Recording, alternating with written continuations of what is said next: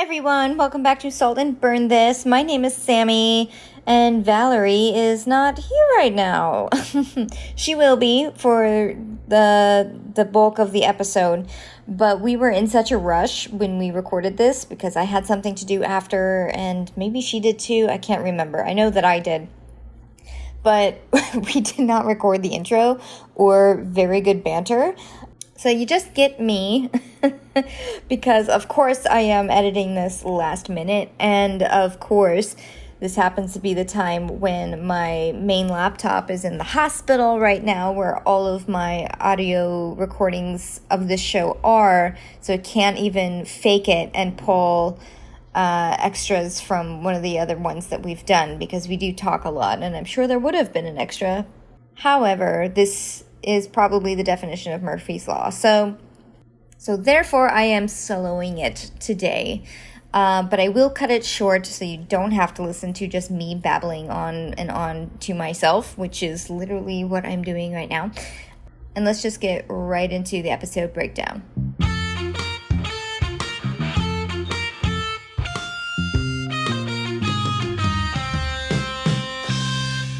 Season 2, Episode 2, Everybody Loves a Clown. Written by John Shaban, directed by Phil Sgriccia. Synopsis. A carnival of terror. A mysterious carnival clown is really an ancient Hindu cannibal called a Rakshasa. His scariest trick? Beguiling children so he can slaughter and devour their parents. So, it's funny that you just read that that summary. I didn't know that summary. I just watched the show. Yeah, I did too. I didn't read this until just now.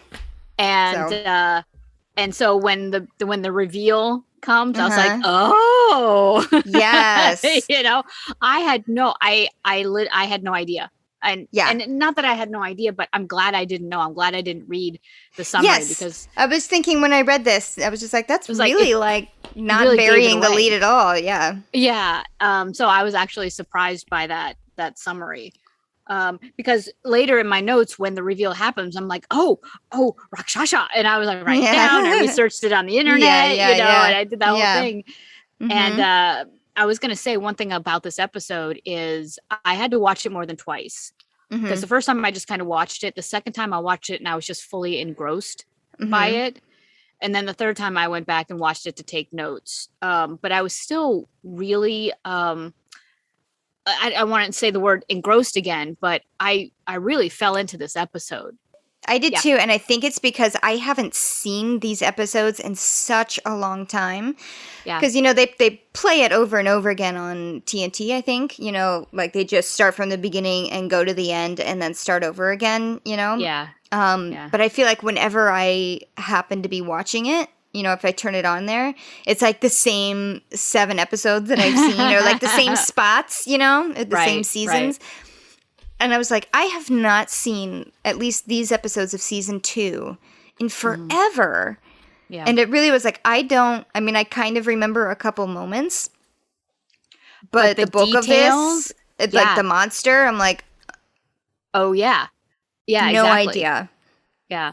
And again, in this episode, I think Supernatural killed it. No pun intended. Jensen Ackles and Jared Padalecki, their acting, brilliant, moving. You just rode the roller coaster with them, and none of it seemed forced. There's later episodes when you can kind of tell, Sam is doing the Sam emotions, Dean is doing the Dean emotions. And then that's okay. But in this episode, the emotions they were both playing were different from what they normally do, but they still totally compelling. Well done. Yeah. They've grown as actors, and I think right now they're at that sweet spot where it's like you want to get better and you're like really putting your all into it. Not that you're never putting your all into it, but if you're doing 15 seasons of the same characters, you do kind of fall into some patterns. And it's kind of like if you're on a show, like a Broadway show or any kind of theatrical show that's just running forever and you're doing 8 shows a week, there is a sweet spot where you're like really in your prime of acting. Yeah. And then it does kind of become autopilot, I think, after a while. Yes.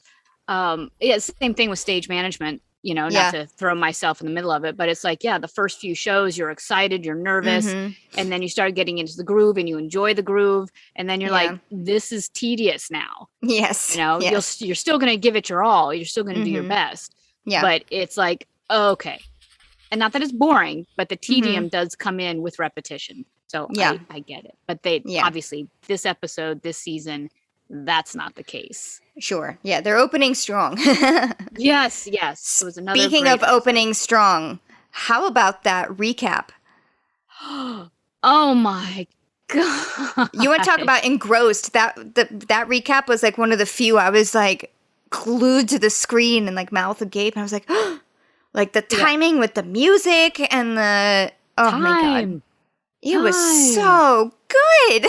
And again, real music this time. Thank you, Netflix. Yes. It was amazing. It was amazing. And it, again, leaning forward, it made you lean into what's this episode going to bring us if that's what's already happened. Right. And again, they're if this were on in a regular TV schedule, as in it's been a week since you've seen the first one, then they really have to drive home the pain and the heartbreak of Dad's death that just happened a week ago, just in case you forgot, like how much that sucked.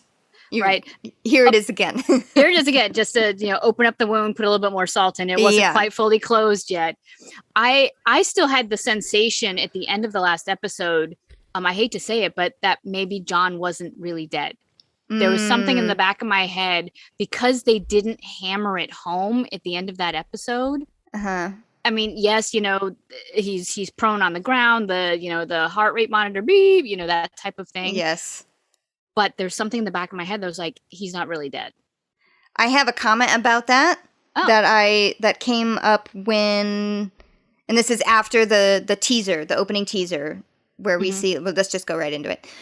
There's a family at a carnival, there's lots of fun things going around. This little girl who looks to be about like 9, 10, 11, I'm not sure. I'm bad with kid 16, ages. 17? No. No, she looks to be about 12. Yeah. Yeah. She's like obsessed with clowns. The dad is saying like, oh, clowns creep me out. Thank you, Dad. Yes. Right there with you. Mm-hmm. And this episode doesn't help that. No. Ha So then she sees like off in the distance another clown, gets really excited about, another clown at a carnival where there are clowns everywhere. And then he kind of disappears, and parents are like, haha, you're just trying to say your dad. Oh, I was just doing the wave. No, I was doing the clown wave. That creepy, like he does this, like, because she waves at him, like, "Hi, clown." Yeah. And he like slowly picks up his hand and does this like creepy "Hello, little girl." Yes. A wave. Yeah. We see them driving home from the carnival at night. On the side of the road, the little girl sees that clown again. Yes, doing that creepy slow wave. Points him out, but then the parents don't see him in time, of course, because that's how it always is. Yep. And then at home, she looks out the window and sees him standing in her yard, waving. And she goes downstairs, waves at him through the glass window, and decides to let him in the house. Yeah. I'm like, what? I don't, I want to say that maybe these kids and clowns are like me and dogs. Like you see a dog and you're like, come here, I want to, and it's like, I want to play with you, oh, you're growling. Well, here, come slowly then. I will try again, until you actually bite me. You know what I mean? That's the only thing I can think about. What would compel a child to open a door to a person that they don't know? A stranger. And this was my thing. This is like this girl, why I mentioned she looks to be about like 9 or 10 or 11. She's old enough to know, don't let strangers in the house. Exactly. But I think, maybe I'm getting ahead of myself here, and they don't ever mention this as a thing, but I feel like maybe he has like some sort of magic pull with them. I thought that too, because I didn't want to go there, which is why I did the comparison to me and dogs. Because they don't hint at there being any type of spell or no hypnosis Yeah, to the yeah. kids. There's nothing that compels them to do it except that they're children Yeah. and don't know any better, and kids love clowns, except for the funhouse boy who initially is like, he's not a clown. Yeah. That was just me like trying to explain it to myself, because I was just like, no way. Yeah, that girl at that age would not just let somebody in the house. Yeah, I said the exact same thing to myself, but I also talked myself out of some of those things. Yeah. But I just want to say, though, that this clown is, they did such a good job in making him somewhat compelling to kids who don't understand, let's say, a psychotic killer clown. Right.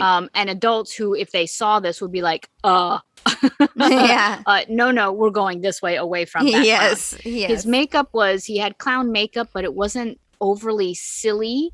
It had a sinister look to it, but it was still a smile painted on his face. Yes. His outfit wasn't super bright and charming. It was just a like ragtag, not dirty, but just old looking clown outfit. Yeah. You know, he had the red hair and stuff like that, and that was fun. But so I just thought they did a great job in making this clown.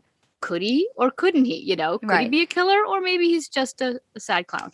Okay, so the last scene we see right before the title screen pops up is a little girl opening the door, you know, come here. And then the clown takes her hand and she leads him inside. So then after the title screen, we see Dad's burial, his hunter burial, which is traditionally, you know, just like, you know, wrapping them up, putting them on a pyre and burning their body so they do not come back as ghosts. So they don't have to salt and burn his bones later. Right. You know, it's like, Right. Total hunter's funeral. Yeah. Yes. And I wrote here, you know, since the boys are just like torn, you know, in their own way. It's like, this is a spoiler alert for future seasons of Supernatural. This is when death used to mean something on this show. And I think that's why you thought, oh, he's not dead yet. He's going to come back. Exactly. Because later on, no one really stays dead, you know? And it becomes a running joke. Right. But I think that's why I thought that, because just in general, the supernatural realm of things is, you know, how many times does somebody die? Right. And it was only in the first few seasons that if someone died, then they stayed dead. But then they changed even that later on, you know, with some people. Right. And then they flipped the script again, because then you got used to somebody or a character dying and you're like, oh, well, they're not really dead. They're going to come back. And then they didn't come back. And you're like, no. Yeah. It wasn't until episodes later until, you know, you're like, oh, they really did kill them all. Oh, yeah. So you got used to people coming back. You're like, oh, it's fine. Yeah. And then it wasn't fine. So thank you, Supernatural, for... Yeah. So at the funeral, at the pyre, both Dean and Sam are mourning in their own ways. They're standing next to each other, but they are clearly in separate worlds, staring into the flames of, you know, the cremation. And Sam is visibly and vocally upset. You know, why did this happen? Looking for answers. You know, he turns to Dean and says, did Dad say anything to you before he died? And Dean, who's just being quiet and just staring into the flames, eventually says, no, nothing. Yeah. And a like solitary tear wells up in his eye and just like slides down his face. Yes. A single man tear, if you will. Yes. Yes. So even though he's not outwardly, you know, mourning or bemoaning the loss of his dad to Sam, he's not reaching out to Sam at all. He is like closed off, but still he can't hold back tears, you know, as manly as Dean is. I would say Dean was being stoic. You know, Sam was, you know, choked up. Dean was being very stoic. And I couldn't tell if he was being stoic because he's Dean, or was he stoic to protect Sam? You know, I don't know. What was going on? I could see stoic, but I could also see anger. You know, like he was just like angry at Dad for whatever it is, because they don't know what went on. Right. You know, right. But also, what did John say to Dean and is that playing in That his head too? right? Yes, because we don't know. What is this None of mystery? us except Dean knows what John had said. Yep. Okay, so then we cut to a week later. The boys are at Bobby's in their salvage yard. Dean is putting all of his energy into fixing up the car, which looks pretty good compared to last time we saw it. I mean, it's still in pieces, but definitely looks a lot better. Yeah, he did a lot of work in a week. Sam comes up, he's like, can I help you with anything? And then it immediately leads to arguing. Another fight. Yeah. I love, though, that they're in Bobby's junkyard. And I just want to point out that you can hear dogs barking or a dog barking. So I'm just going to say it's Rumsfeld. He wasn't killed by Meg. That's my 2 cents. Okay. Because I hate it when animals are killed off on shows. So in the midst of this arguing, Dean mentions, like, we don't even have anything. And he leads. And Sam's like, well, actually, maybe we do have something. He's cracked one of Dad's old phone's voicemail passwords, and there is a message from a woman named Ellen. I love that it's one of Dad's old phones. Yeah. And that's a Hunter thing. You have multiple phones. And that just kind of cracked me up. It was just kind of a slip in, one of Dad's phones. Yeah. How many phones did he go through before he found this one message? Right. So Sam's been working. Yeah. But yeah, sorry. So it was a 4-month-old message from, this woman named Ellen. And Dean's like, Dad saved a message from one woman for 4 months, Right. What, why? Let's look into it. Yes. So off they go because Sam has tracked down the address from the phone number, and they borrow a pretty bitchin' van from Bobby that Dean is very excited about driving. It's even got like the fake wood paneling, the squeaky fan belt, and even I love the fact that the radio is playing like some sappy old song. It's like everything about it is just the anti-Dean. Yes. It was not rock. Mullet rock, no. Oh, God, that cracked me up. Although I love that van. I was like, I would drive that van. Well, I know exactly how Dean feels about the van. Sorry, I just got my words together. Because when I was a senior in high school, I asked my folks if I could drive to school instead of walk because I was close enough to walk.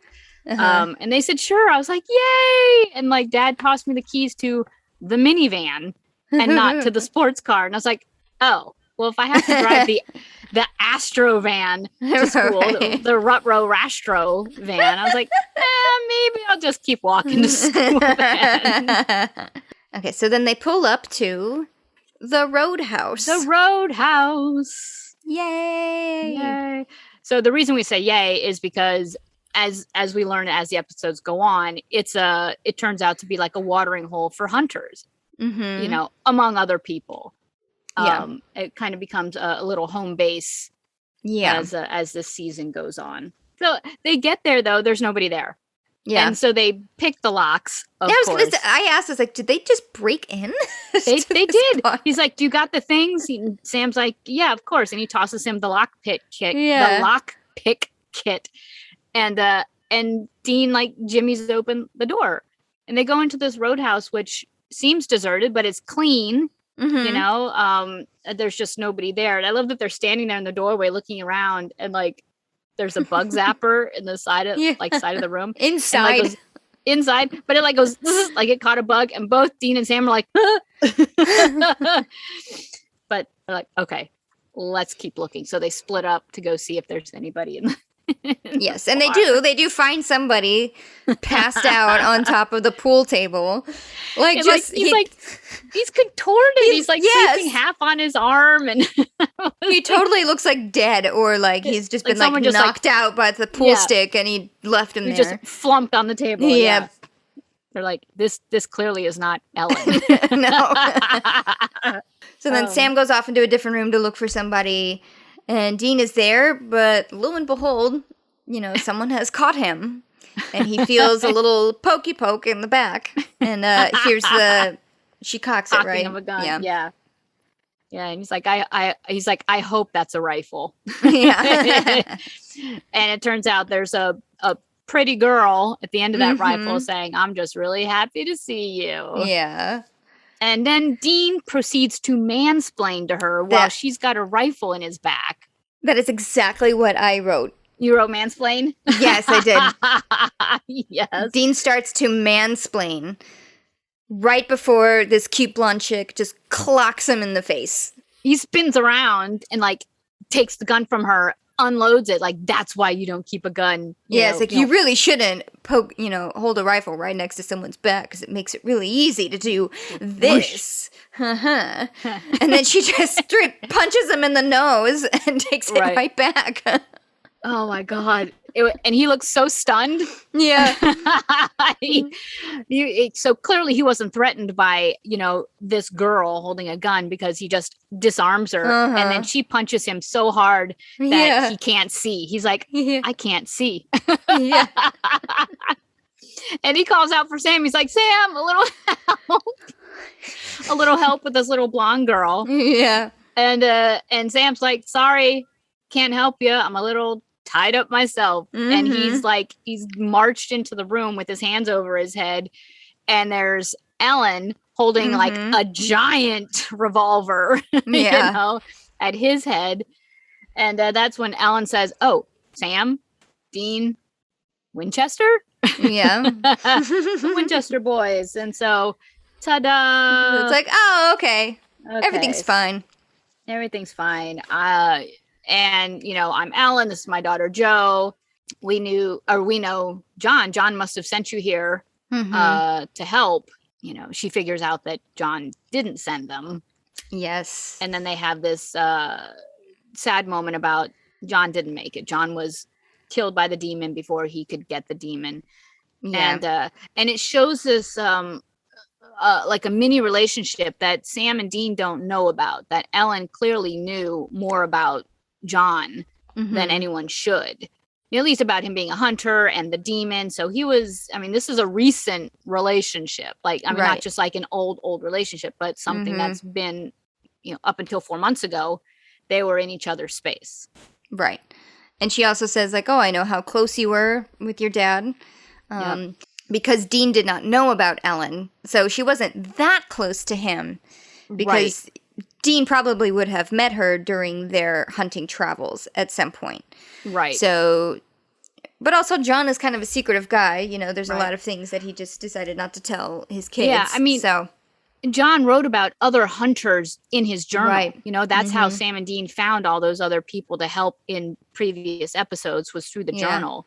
But we find out that Ellen wasn't mentioned in the journal at all, and nor did John actually speak about her around Sam and Dean. So who is she? What is she? What was she to John? And that comes up later too. It seems like he had at least reined her in for help for this demon thing, for the big demon. She doesn't really quite know much now, but she does mention, but Ash probably can. Right, we can't help you, but Ash can. Yes. So then they scream for Ash, and then the crumpled up guy on the pool table he rouses from a dead sleep. And he whips his head around like, what? And he to display this amazing mullet. I mean, the mullet of mullets. I will say that's a pretty handsome mullet as far as mullets go. Yes. Do you remember there was a website that was like, rate your mullitude? Did you ever? There used to be a website that you could rate people's mullets, the mullitude. Oh boy. And that was hysterical. So the introduction of Ash. Ash is an actor named Chad Lindbergh. And he just has one of those faces where it's like, I recognize him. He was on Sneaky Pete, which I loved. It was a Netflix show. He was on NCIS. He was on CSI New York. And for you, Sammy, he was on SVU. SVU. Yes, he was. And he also did a stint on Buffy. Yeah, that's right. See, he's got that face. Now that you see it, you're like, of course. I totally remember. But I remember when I was watching that episode, because it's in one of the earlier seasons when she's still in high school. Yep. I remember seeing him and I'm like, oh, that's Ash. Because I think I started watching Buffy after I had started watching Supernatural. Okay. So I love him as Ash. I think this is such a great character. Ellen is played by Samantha Ferris. Yes. I know her from, drumroll, Stargate SG-1. And now I might be saying her name wrong. Is it Alona? Or is That's it how Alana? It's spelled Alona, but Alona I Tall. do not know how to pronounce it. Okay. She was on Veronica Mars, which I which I didn't watch. But I saw a lot of fan notes were about Veronica Mars. But she was on Burn Notice, which was a show I used to watch. Oh yeah, my best friend used to watch that show a lot. Yeah, that was a good show. So I just wanted to highlight those three people because they are amazing characters in the supernatural journey. Absolutely. So, yeah, Ash is now the humor. So we've gone from the sad, dad dying question marks, enter Ash to lift. Yes. Lift the spirits. With his quirky mullet. Yes, and apparently he's a genius. But right. Dan, I keep calling Dean Dan. Sam and Dean are doubtful. What? Yeah, they're this like, guy, like a Leonard Skinner roadie reject. And Ash is like, thanks. yeah. So they hand over like a huge file folder of Dad's research, which Ash opens it up. He takes a look at it. He recognizes it for what it is right away. He's just like, man, there's nobody who can do it like this. This is statistical research, parametrical patterns. I have no idea. Those are the words he says, but close enough. He's like, nobody can do this. This is not just a year's worth of research. So no one can compile like this. And, Dean's like, Dad did. Yeah. Dad did it. So. Yeah. Which shows how obsessed John really was. If Ash, the genius, is like, nobody can do this. Yep. And so Ash is like, all right, well, I'll look through this and see what I can do. I need 51 hours to have something for you.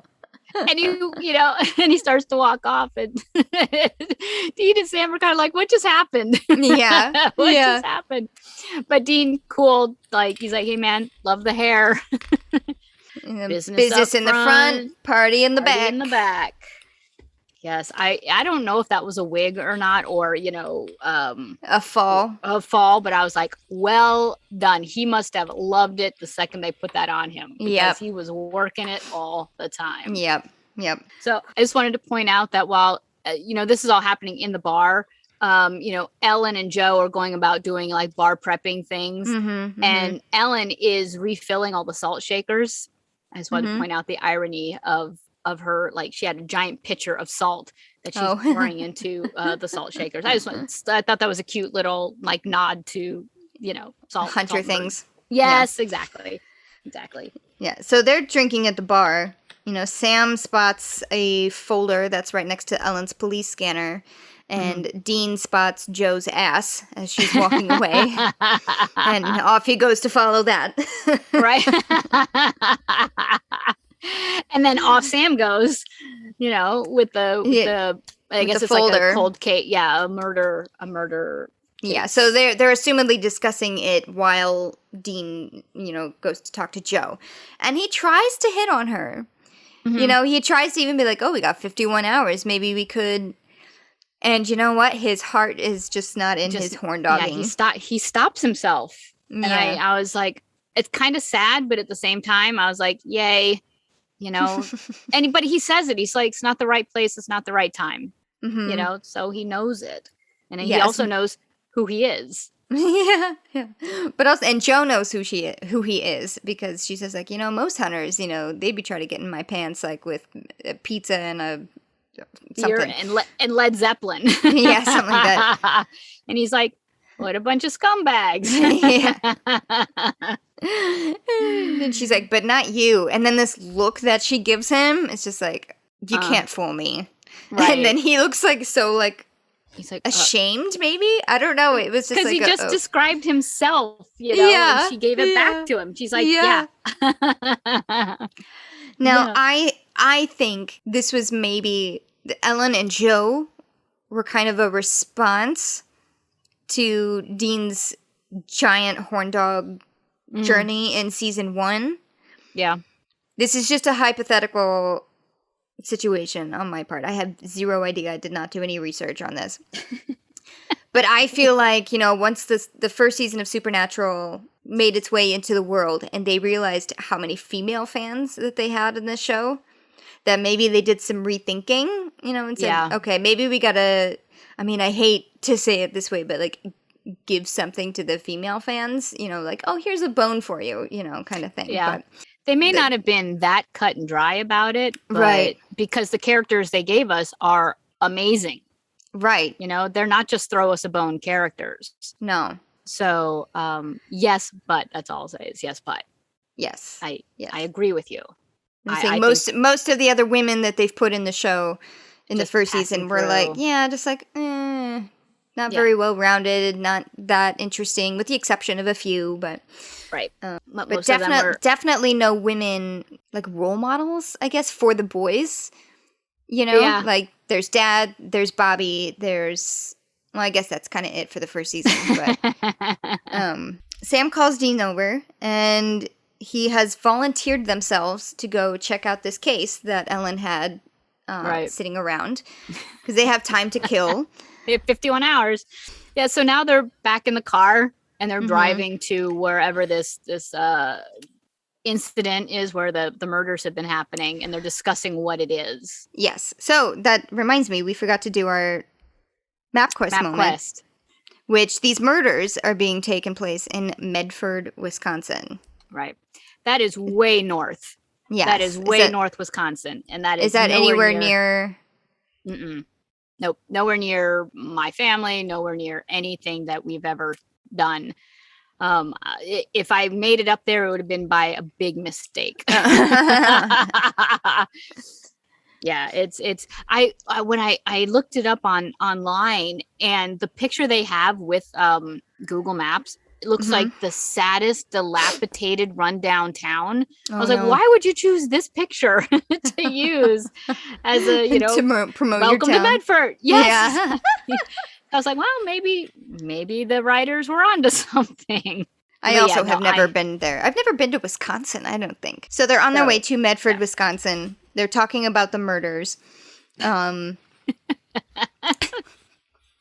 sorry, I'm giggling for a number of reasons. One is the fact that they mentioned that it's potentially a killer clown. That the kids of the surviving children of these murder victims say that it was a clown. And the realization between Sam and Dean is like, oh my God, killer clowns. That and the fact that in the outtakes that they can't remember, it's not just killer clowns, it's like a killer clown apocalypse or something. They can never get their mouths around what this clown is. And that just cracked me up. But yeah, so it turns out the children say that it's clowns that killed the parents but left the children to live, and then the clown vanished into thin air. Yes, so that was a big point. And of course, Dean kind of has this knowing smile, and he looks at Sam. He's like, I bet you're thinking, why did it have to be clowns? Which is a total reference to Indiana Jones. Yes. So I didn't make that up. I mean, I didn't just reach out for that one. No.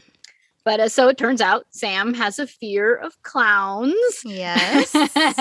and Dean pokes at that, and Sam pushes back. He's like, well, at least I'm not afraid to fly. Yeah.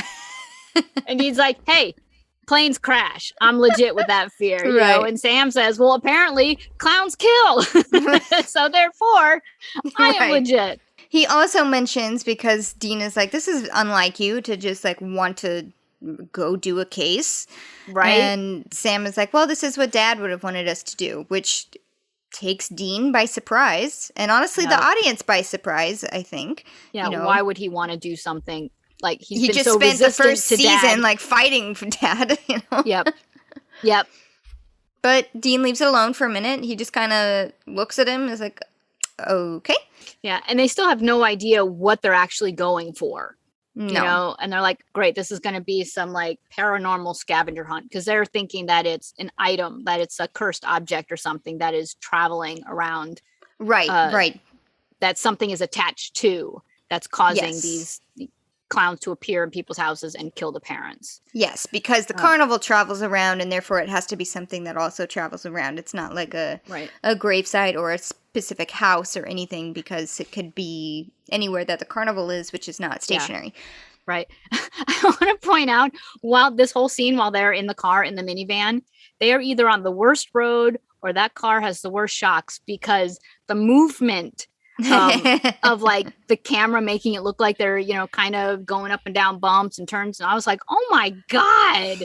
I mean, I would be car sick if my car moved that much on a straight road, you know, because it's like, so I was actually like, the camera motion, I was like, stop. That's too much. Yes, we know that they're actually parked on a soundstage, you know, and there's like grips pushing the car, but come on. Or they were being like towed along. Sometimes they do that too. Like a tow truck will drive them. So they could have, because my Ford Ranger was really shaky like that. So cut to back at the carnival. Another family, or a father and his little boy, who's, you know, unimpressed by the whole thing, just playing like his Nintendo DS or Game Boy or whatever. He's playing Donkey Kong. He's playing Donkey Kong. I recognize like old school Donkey Kong? Yep. Oh, okay. I totally recognize the sound. I was addicted to that game. I mean, I was addicted to the new one, the Donkey Kong Country from Super Nintendo. That's like my favorite video game ever. But I never really got to play original in it. So they're in this thing called the Fun House, which is just a giant black room filled with black light things or neon glow-in-the-dark things, doors. It's a maze. It's very reminiscent of the old haunted house that I used to work in when I was in the clown house, because it was just like fully painted black and there was just a bunch of neon black light stuff everywhere. It wasn't necessarily a maze like that, but the overall feel, and of course the circus music playing in the background was... That calliope music just drives me crazy. It was just like, memories. Yeah, there's like jars of like embryos and heads and, you know, scary stuff. Typical haunted house type of stuff, which is an interesting... It's interesting that they call this thing a fun house. Fun house. But everything in it was creepy and scary. Yes. Like there's a devil that kind of leans forward, like a devil doll that like leans forward and is like, wow, the dad is scared by it. Yes. You know, the kid's this just kid like, just does not care. But then he looks up and he sees through one of the mirrors or the windows or whatever, that clown again, who's just like kind of leaning over him, does the slow creepy wave. That kid is not nearly as happy to see that clown as the previous the girl. Looks away and then looks back and the clown is gone, and it's just like those heads and jars thing. And he's like looking, and he looks scared, this little boy, and you know his dad is like, what's up? And he's like, I saw a clown. And the dad says, don't worry, clowns are nothing to be afraid of. They're our friends. Clowns are our friends. Kid doesn't look convinced. And as they walk out of the funhouse, the Donkey Kong game makes the like you died sound. So like Mario got killed. Yep. Yeah, basically like, you know, if it was Pac-Man, it would be like, you know, but it was the Donkey Kong you died. And I was like, oh, that's not foreshadowing at all. No. But yes, clowns are your friend. Eesh is what I wrote. Eesh. Yes. Cut to, it's nighttime in this house. The little boy wakes up his father and just says like, you were right, clowns are our friends.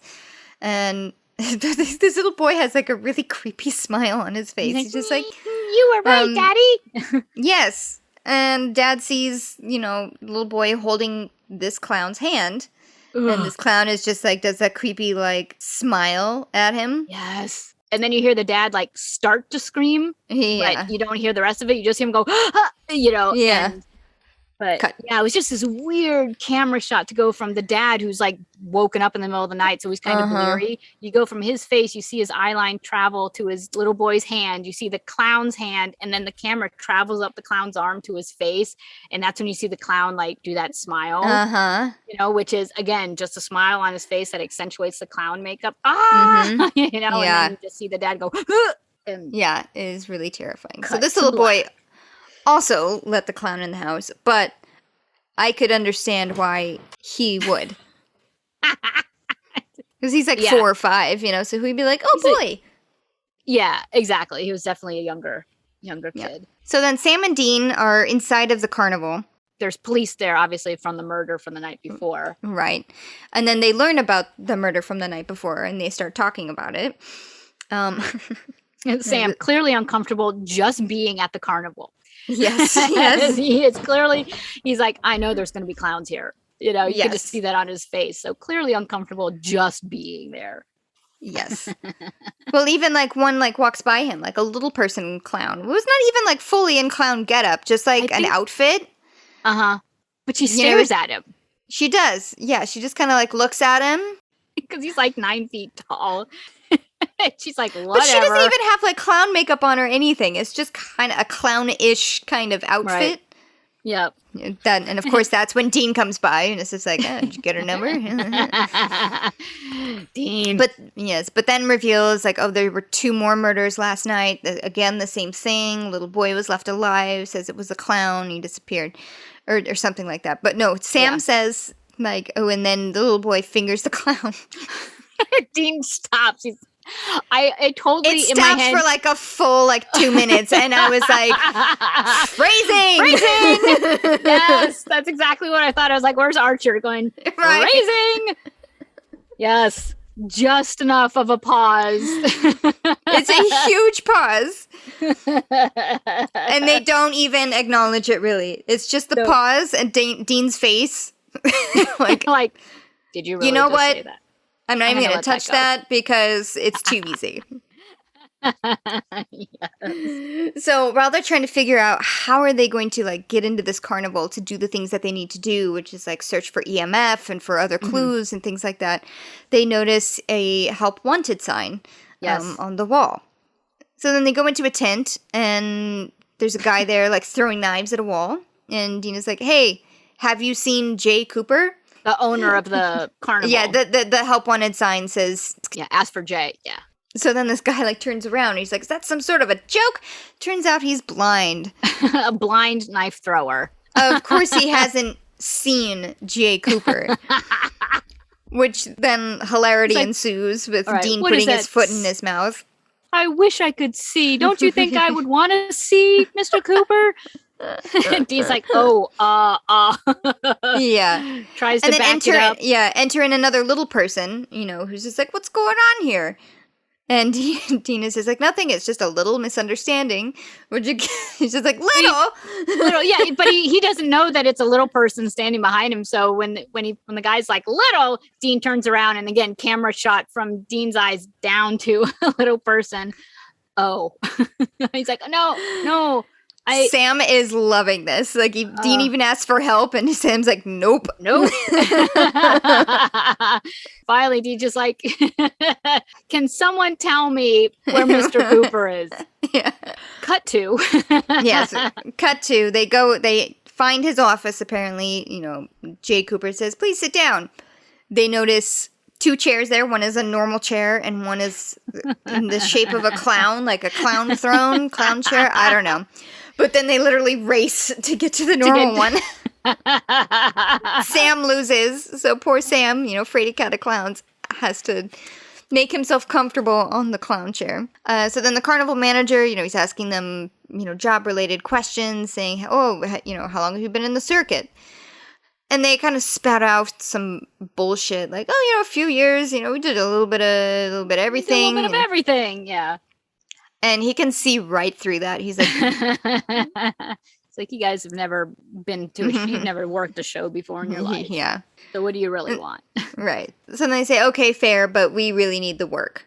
Listen, this place is like a refuge for outcasts. My father started this carnival, however many years ago. There's a photo of him in the background who looks just like him. Before it was outlawed, and then all these people who were doing honest work were then left to suffer in asylums and hospitals. So now it is a refuge for outcasts. This is the way that they can live their life and make an honest living. But you guys, you look pretty normal, if not handsome. It's just like, go back to school, have 2.5 kids, whatever that is supposed to mean. Live a normal life. And then Sam, he really sells it. He's like, no, we don't want to go back to school, man. This is what we want. I guess they get the job. Yes. Because as they're walking outside, Dean's like, so was that, I don't want to go back to school, was that you saying that, Sam, or was that you saying that so we could get the job? And Sam says, I actually don't know. Yeah. It's like, I just don't know if I want to go back to school anymore. So I don't know. And again, it says it's like, I just don't know if, this is what Dad would have wanted or something along those lines. Yep. And that's when Dean kind of snaps at that. He's just like, what do you mean? Why do you all of a sudden care about, like, what Dad would have wanted? Discussion kind of stops there for the time being. Yep. They just get to work. They're trash pickers. Yes. While he's picking trash, he's got an earbud in, but it's connected to another Walkman style of EMF. Yeah. Yes. Yes. I love that he, like, opens his jacket. And he's, like, being real surreptitious. Yeah. Nope, no EMF here. Decides to go into the fun house. There's some really cool mirrors in there for a fun house. Oh, yeah. That's actually a really cool looking fun house. It is. Compared to ones that I ever went through, which are just like, mirrors and slanty floors. Yeah, exactly. And the mirrors are just like slightly warped. So they were, but this is really cool. This part of it did, at least. Gets spooked a little bit by some things, and then gets really spooked by a skeleton that, like, drops down from the ceiling in a noose. But he is in the same room where the little boy saw the clown. Yes, because we saw the jars. Mm-hmm. Yeah, but yes, he is, and he kind of, like, after the skeleton dropped, he's kind of like, get a grip. Yeah. And then just, passes the EMF through it, and nothing's going off. Nothing. So he calls Dean to update him. And Dean's like, wow, you sound like you saw a clown. And Sam's like, all right, not a clown, but I did see a skeleton. Dean's like, ooh, a real skeleton? Maybe this is what it is. And it's like, no, there was no EMF. In the fun house. But then Sam does have the idea. It's like, maybe something about human bones, right? The spirit is attaching itself to human bones somewhere. Yeah, maybe there was something traveling in the carnival. Oh, right. So yes, like in a trunk or in a. But then Dean gets stopped by the blind man because, of course, he has supersonic hearing. But he also reached out and grabbed Dean's arm and spun him around. Like, hey, what are you guys doing? I was like, ooh, that was pretty precise. Yeah. That so not just hearing, I'm gonna say, but yes, even Dean's like, wow. Really great hearing. Yeah. Just like, you're talking about what's EMF? Yeah, what are you talking about human bones about? Yeah. So then Dean, he like tells a half truth almost. He's like, are you interested in ghosts? Ghost stories? Yeah. Because my brother and I are writing a book about them, which that, of course, is not true. But apparently there's also a conversation that happens off screen that we don't see. Like that, that conversation continues even though we've moved on to the next moment in the episode. Yes. So the next thing we see is another little girl. It's still at the carnival. Another little girl who does the same thing. Look, a clown. And of course, her mom doesn't see it. Yeah. And she's like, come on, let's go. So they start to leave. I just want to point out she was wearing a gorilla, a stuffed animal gorilla. And I thought it was so cute. It was like the arms were kind of like Velcroed around her. The little girl had just it was almost like a backpack, but it wasn't. I was like, that's so cute. It just reminded me of like when you're little, if you got to get something like a stuffy or a toy, if you won the goldfish or something, it always meant so much to you in that moment. I was like, that little girl must be so happy right now. She's got her pink gorilla. She's got her mom. She saw a clown. Right. So wait, the boys see this moment happening. They see like the girl pointing out the clown, it not being there, and then they go off. Of course, they go off and follow them and stalk the house. Yes. And they have another little bickering moment in the car, but it's about the clown, clown. And one of the best lines in this episode is Dean says, I can't believe we're still talking about clowns. Yeah. And just the way he said that, it's total exasperation of all the things that they could be fighting about. He's like, what lives are we living that we're still talking about clowns? Hours later, it seems, as like Dean is passed out in the car, a light goes on inside the house. We see the little girl like walking across the living room. She's gonna go let the clown in. Yes. They somehow get in the house before the clown does? Yeah. Because they see the little girl, or the camera sees the little girl looking at the clown through a glass door, opens it up, says, "Want to come inside and play?" Takes him by the hand, brings him in the house. But Sam and Dean are there lying in wait for him. Right. So I don't know how that happened. Magic! Yes, movie magic. Movie magic. So Sam and Dean are now in the house, laying in wait for clown and little girl to come in. Sam grabs the little girl away from the clown, and Dean shoots the clown like twice with rock salt. Yeah. And boom, the clown goes down, which not what we were expecting it to do. Right. We're expecting it to like vaporize, you know, the way that other spirits have. Yes. But he doesn't. And he falls down, he gets back up, and then he does this wispy thing, like he kind of like disappears, but en route of disappearing, it breaks the glass window. And knocks down a plant. Yes. So he's definitely solid.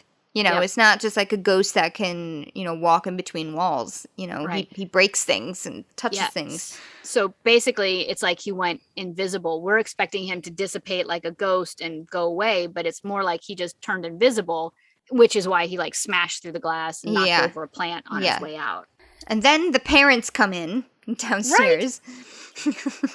See, this is where the time lapse happens again. This time I was like, where the hell have they been? The little girl's been screaming this entire time. Yeah. Gunshots, you know, scream, you know, clown smashes window, runs outdoor. Then the parents come in, right? You know, and they're like, what's going on? They must have been dead asleep or 4 flights of stairs to like go down. That's what it is. They just didn't get there in time. So Sam and Dean are caught. Like Dean's holding the gun. Sam has the little girl. You know, they're totally caught looking like they're going to kill or kidnap this little girl. Yes, it is not a good look for them. And they can't really explain their way out of this one. Out they go. So the next thing we see is them ditching the minivan very carefully. They're making sure they've got their like sleeves over their hands so they don't leave prints in the car. They take the license plate off. I don't think Dean is upset about ditching the minivan. So now they're walking.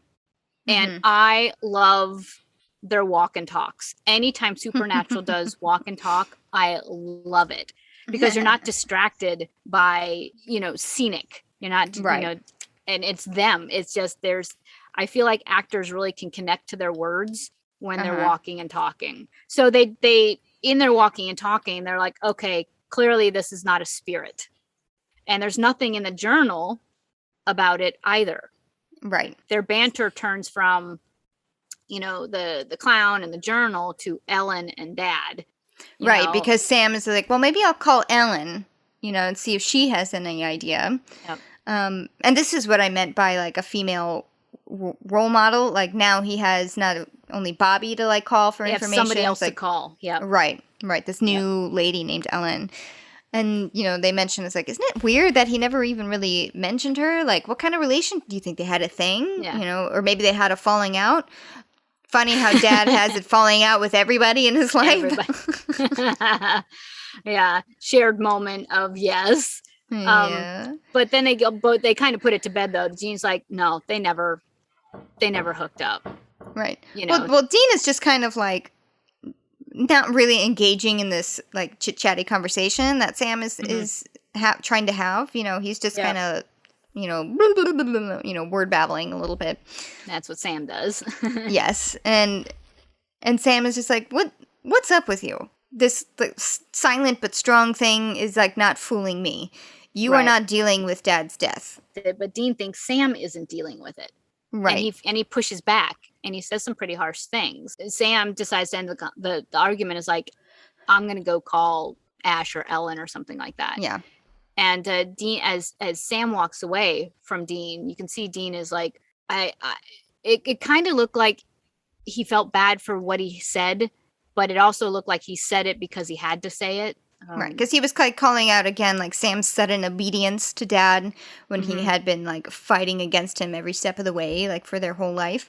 And again, you can kind of see though the conflict in Dean that he's like, I feel like he's still trying to protect Sam from whatever the secret is, the burden is that he has, and he feels bad, but you have to, in order to keep Sam down a certain path, He has to Yeah. just keep kind of pushing at him because he could have kept yelling at him. I mean, in typical Winchester fashion, they could have kept arguing, but he let Sam walk away. Right.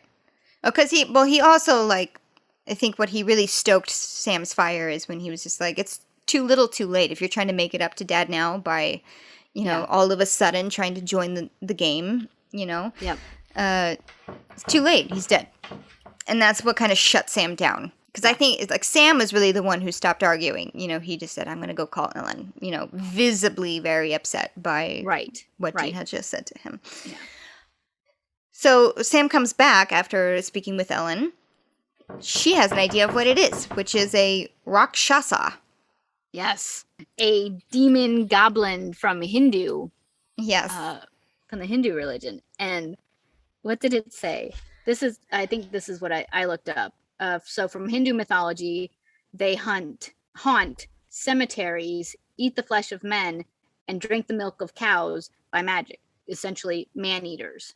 And they can't, but Supernatural does their supernatural spin on it, right? So it's kind of the same thing. Milk isn't obviously mentioned, but they are flesh eaters. And at that point, I was like, oh, because they didn't mention that the parents were eaten. Just said that they were torn apart. So I wasn't even thinking that they were being eaten. No. So when I did this research, I was like, oh, discovery. Yeah. But Supernatural, even their add to it is that they can't enter a house without being invited, and they can turn themselves invisible or turn themselves into.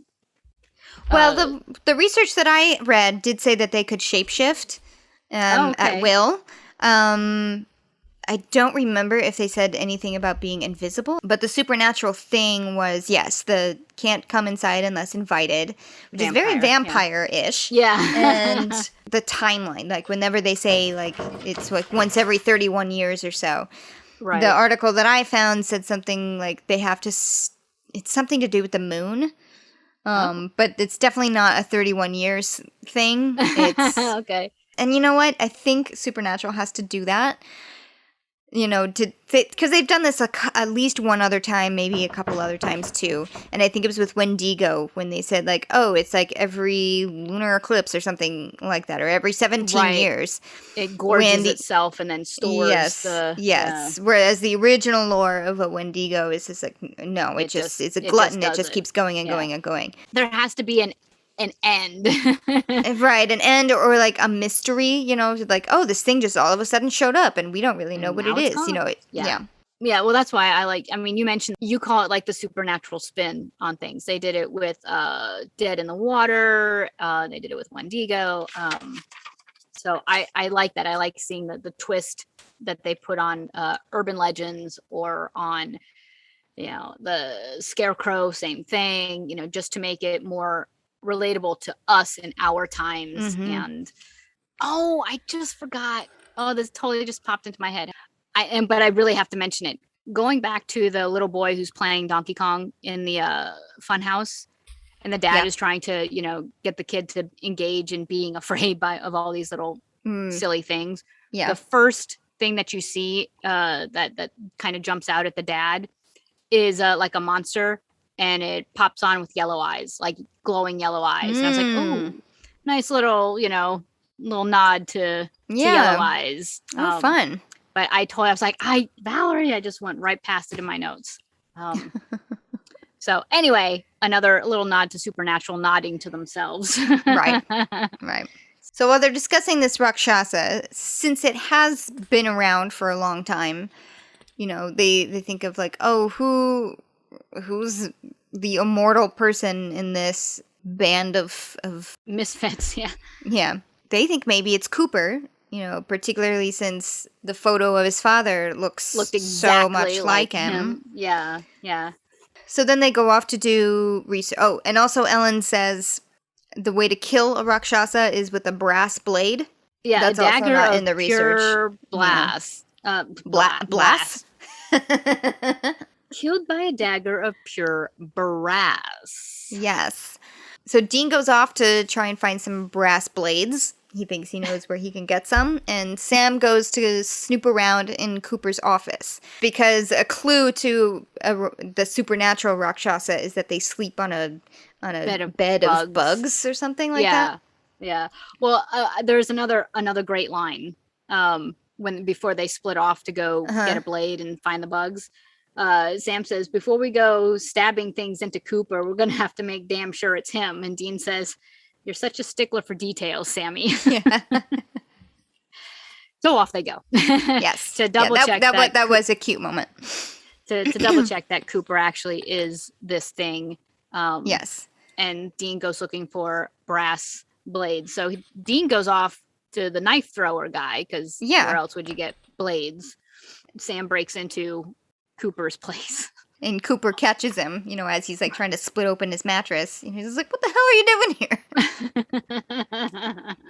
While Sam is being caught by Cooper, Dean goes into blind guy's room, his trailer, whatever. And he's just like, well, I've got blades. I don't know if they're brass, but you can check that trunk over there. Dean opens it up and sees the clown outfit, like pretty much right on the top of it. Yeah. You. This moment I loved because Dean, turns and says you, and you see the blind guy takes off his glasses, his blind man glasses. His eyes are completely clear, whereas in the first time we see him with his eyes, they're clouded like by cataracts. Yeah. And this I loved. And he smiles. He does that clown smile, and you can clearly see that he is the clown even without the makeup, because it is the exact features. They also did a little CGI. Yeah, I was going to say, there was a lot of CGI where they really turned him, like, goblin-y. Yeah. Yes. Oh, his eyes definitely changed into something. Yeah, it was really cool. Yeah. And it's like, because they, like, furrowed his brow. And it wasn't like, oh, my God, CGI. It was like, when it happened, you're like, ooh, because he first he starts the expression with his own face. Yeah. And CGI, like, accented everything he did. Yeah, it's just, like, exaggerated everything just enough. Exactly. Made it And then he does the little clown wave, and then, whoosh, disappears. And Dean's like, uh-oh. Yeah. Uh-oh. And all of a sudden, he gets, like, blades being thrown at him. Yeah. So invisible killer clown guy is now throwing knives at Dean. He's like, okay, and like runs out. I'm out. Yeah. Runs into Sam and's like, it's not Cooper. Yeah. It's the blind guy. Yes, and he was like, but and he left there without getting any brass blades. He's like, been that kind of a day, is what Dean says. Sam has an idea, so then off they go into the fun house. As, like, pretty much right when they go in, they somehow get blocked off from each other. Yeah, they get separated by, like, a magic door. Sam tells Dean to go find the maze, make your way through.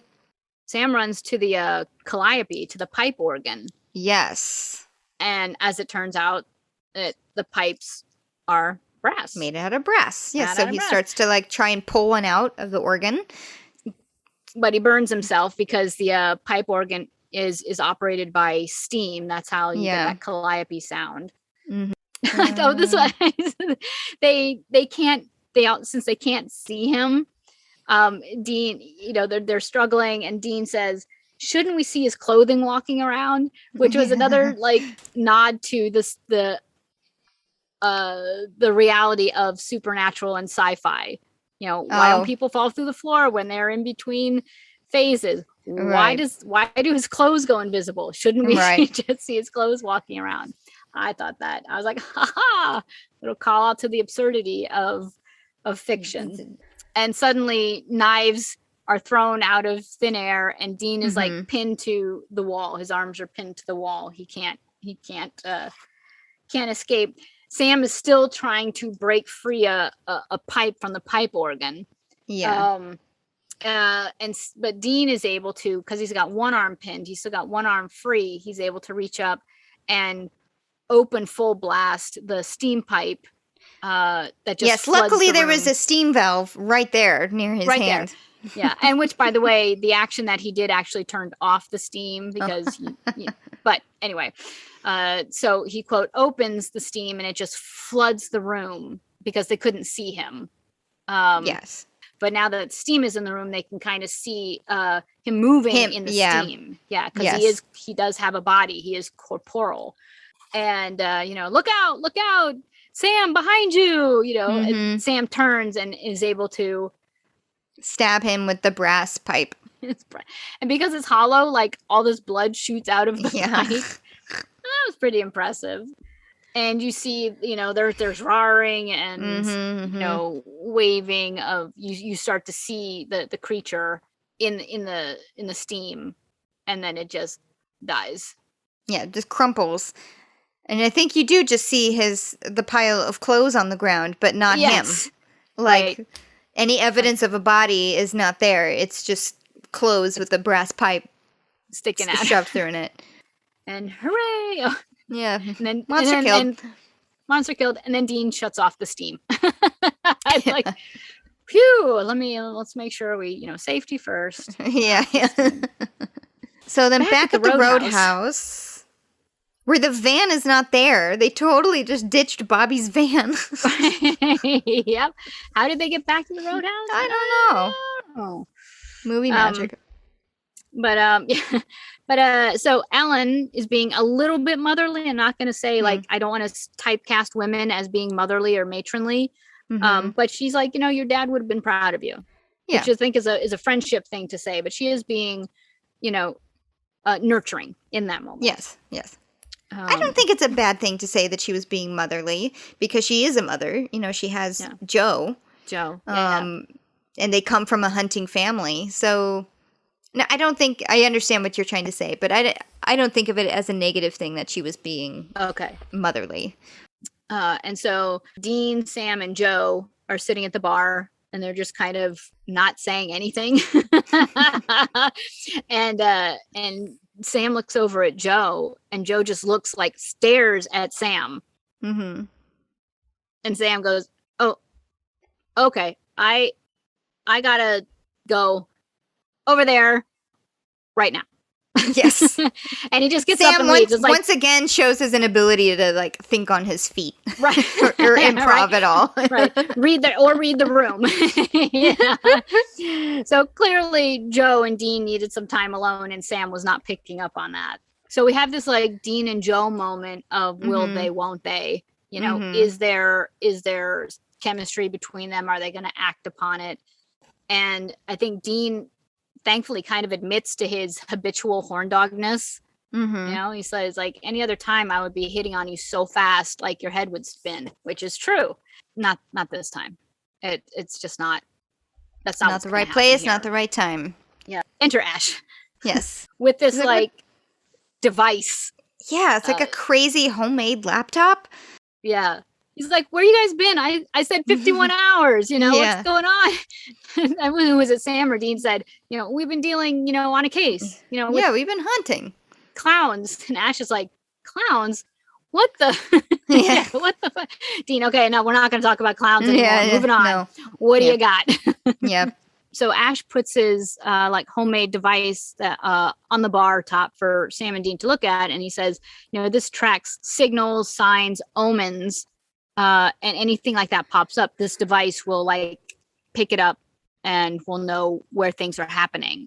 Yes. And Dean's like, cool. Can I? And Dean goes to touch, put his hands on the keyboard. And just before he makes contact, he looks up at Ash, and Ash is like, what's up, man? You don't go touching another man's, omen detector. He doesn't say that. I also thought it was kind of just go ahead. I dare you to try and maneuver this thing. And they're like, all right, well, tell us, give us a call when this device finds something. Yes.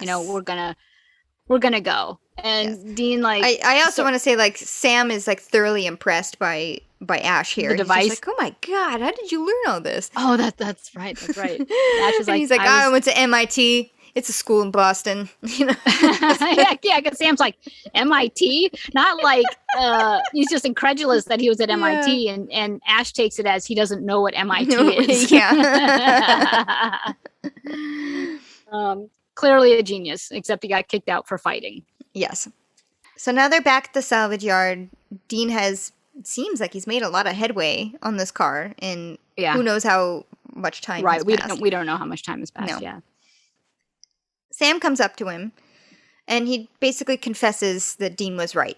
She's like, no, I'm not dealing with Dad's death because the last moments that I had with him were angry. You know, I tried to pick a fight with him, and he died thinking that I hated him, probably. And I feel hella guilty. He's like, I miss him. I feel guilty as hell. I'm not all right. Yeah. So in the beginning, Sam was like, Dean, you're not all right. And now it's Sam saying, I'm not all right. I'm not all right. But you're not all right either. Right. So he gives it back to Dean and walks away. Yes. And I felt this when, like, at the end of the first episode, when Dad dies. I did think that it was sad that, like, his last moments with Sam were not as touching as they were his last moments with Dean. You know, like, he gave Dean this, like, whole speech. And I understand that, you know, him and Dean spent most of their lives together. You know, whereas Sam did have, like, a little bit of an estrangement moment, you know, but it still was sad that John didn't make more of an effort. Yeah. Yeah. I mean, his big thing was he said, let's not fight. You know, that was one of the last things he said is let's not fight and go get me some caffeine. I mean, so how would Sam have known? I mean, that was just a little bury the hatchet for the moment. It was. And I'm sure if Dad would have been like, I just want to tell you that I love you. Right. Yeah, maybe Sam would have been like, whoa, what's going on? Yeah. That's not. But it was still sad. It was just like, oh, Sam doesn't get this touching little heart to heart that Dean got to have. Right. And now he has to live with that. While Sam got the short end of the stick here as far as closure with Dad or emotions, Dean may have gotten the closure from Dad, but he also got a burden.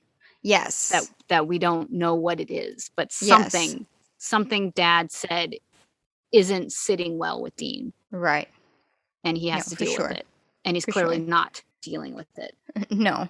As evidenced by after Sam walks away, he picks up a crowbar, smashes a window of a neighboring car, and then just lays out on his trunk. His own, hood, the hood of his car, of the Impala, just smashes the hell out of it. Yep. And I mean, just like imagine, you know, those moments where you wish you could, you know, react violently, emotionally to something. And he does. He picks up that crowbar and he just hammers over and over and over until he's just exhausted. Yeah. And can't do it anymore. And the shock initially is, oh my God, he just hit the Impala. But then he keeps hitting the Impala. So the shock is gone that he just hit the Impala. Now it's like, what is happening? Yeah. What is happening? And my question for myself was, because we've mentioned that, you know, Dean equals the Impala, you know, at least for, you know, Sam, you know, we have to fix the Impala, can't give up on the Impala. Is this Dean subconsciously, you know, beating up on himself? Is he also, or is he like, so is he beating up on Dad? You know, because Dad gave him the Impala and now it's so, I mean, it doesn't have to be either of those two things. Right. It could just be frustration. But the fact that it is the Impala, I'm like, there is, I don't, and I even wrote, I said, I can't describe how I felt in this moment because I want to make sense of it, but I can't. You know, Dean he's such an enigma. It's like, what is he feeling? Is he mad at Sam? Is he mad at himself? Is he mad at Dad? Is he just mad at the universe? He's clearly not mad at the car, but. Yes. And this was one of those moments that I remember, like it really sticks out to me. I couldn't really remember that it was this episode specifically, but that's just like one of those, you know, from the timeline or history of the show. I remember this moment of Dean like beating up on his car after he fixed it up, you know. Because there's a few times in the 15 seasons that he fixes up the car. Yes. Yes. But no, you're right, because he could have easily had just kept on beating on the neighboring car, and they made a point to say to shoot it this way or to give it to him this way. It's just like first he breaks the window of that car, that didn't do it, then goes to the Impala. There in these moments, there's no horn dog, there's no swagger. There's no like weapons for him to be, killing or hunting something with. And there's no smart aleckness. There's no smart remarks. There's no, it's Dean, but it's not the Dean we know. I mean, Sam broke him. Yeah. And he just had to let it all out. Whatever he's been holding in, he had to let out by beating it out on the, that sounds bad. By beating. Phrasing. I know, phrasing.